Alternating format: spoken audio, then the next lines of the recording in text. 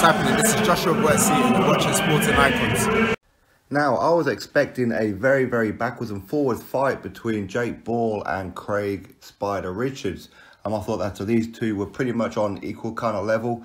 I felt that Jake Paul was a more natural light heavyweight, obviously with Craig Richards being predominantly a super middleweight, obviously moving up, and not that experienced in compared to Jake Paul.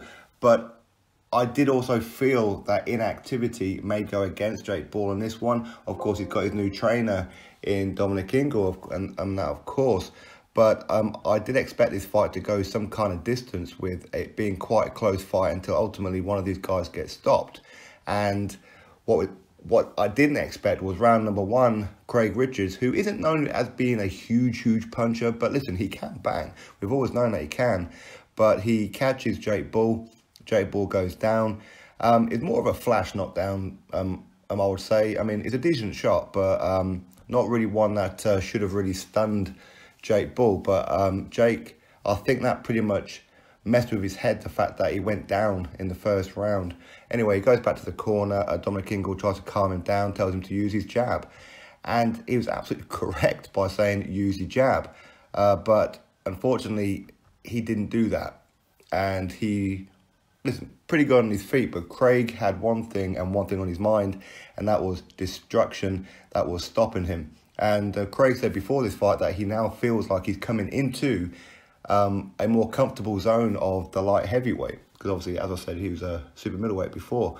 But in round number two, he gets Jake Paul into a little bit of trouble again, and Jake Paul is expecting a big shot to come to the head.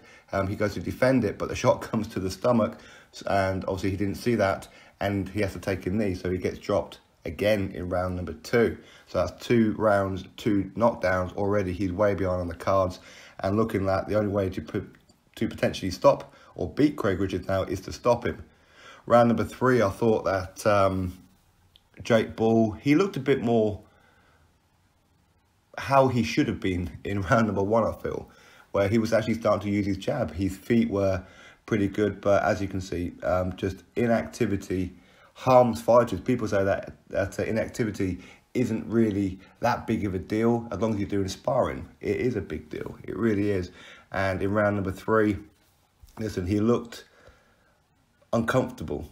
Jake just didn't look good at all. Again, he got caught. He went down. He gets up, but he looks like he's on wobbly legs, and he's just trying to survive the round again. But Craig just goes to the kill like a predator, hits him, knocks Jake Paul backwards. The referee just steps in to say any more punishment. It was a right decision from the referee. I'm not going to say it wasn't.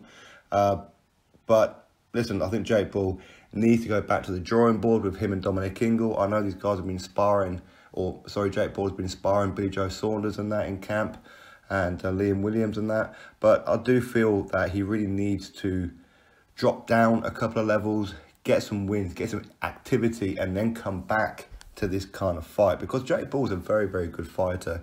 This fight didn't show it, but Craig Richards, of course, he's been sparring at the Matchroom Gym with Ted Cheeseman, Felix Cash, John Ryder, all like these kind of guys and that as well, and training with these guys as well as training in Miguel's gym.